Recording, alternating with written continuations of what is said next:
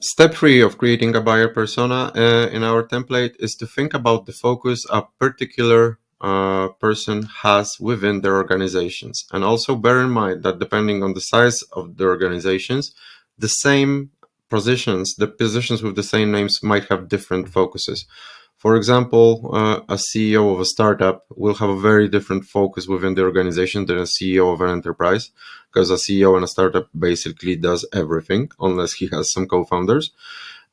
Also, for example, head of HR, if the head of HR will be your persona or HR manager of a enterprise size organizations, will have very different will have very different responsibilities than regional HR managers. So the regional HR managers might be responsible for hiring and obtaining new candidates, and the general manager may be responsible for setting up a company culture and maybe managing the other regional managers.